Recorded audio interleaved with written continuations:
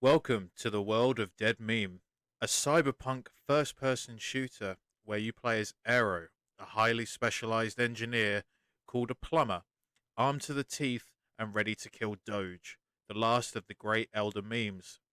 My name is Tom Gemmo, I'm the lead designer for Dead Meme.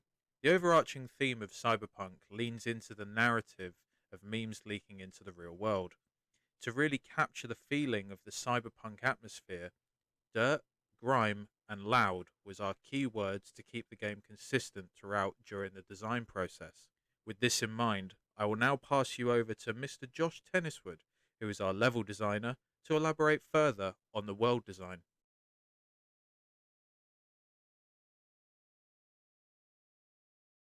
Hi there, I'm Joshua Tenniswood and I was the lead level designer for Dead Meme. I was in charge of designing the level layout and designing the assets for the game. I created the level layout plans before I started blocking out the levels inside of Unreal Engine. After blocking out the levels, I then replaced the blockouts with the assets I made in Blender. Some objects like pipes, wires and buildings were painted using Substance Painter, which allows me to really make some stunning textures in a short amount of time, and the results can be seen in the game.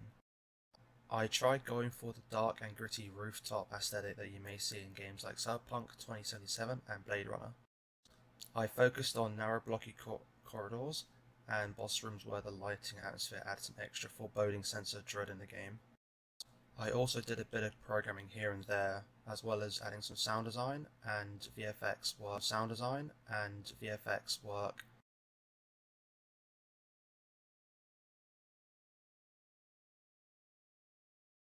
Hi, my name is Jason. I'm one of the game designers for Dead Meat.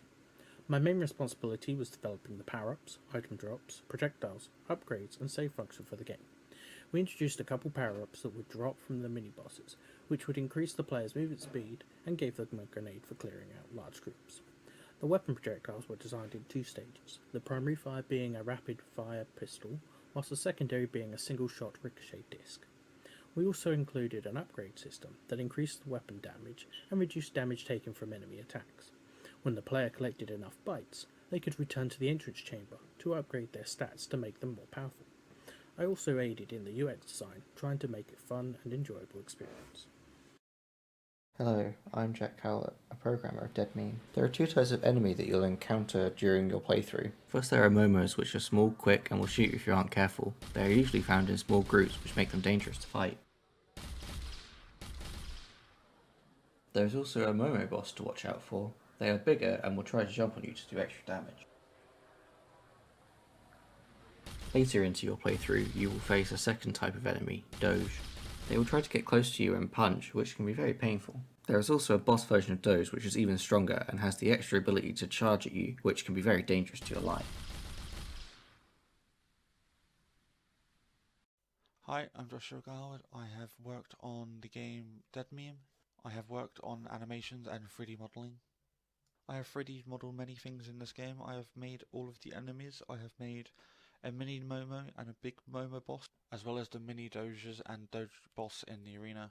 I have also worked on the projectile that the player throws out as a grenade, as well as the Momo eyes that the Momo boss will drop. The Momo eyes are different from each other to let the player know which one is which, as they will need both parts. I have also created the Doge coin that you will fire out of the gun. I have created and added animations to each of the enemies in the game. The animations I've created for each of the enemies is unique to that enemy. I have designed and created the gun that the player is holding. It is a gothic style pistol, as well as I have added an animation to the player when they're reloading.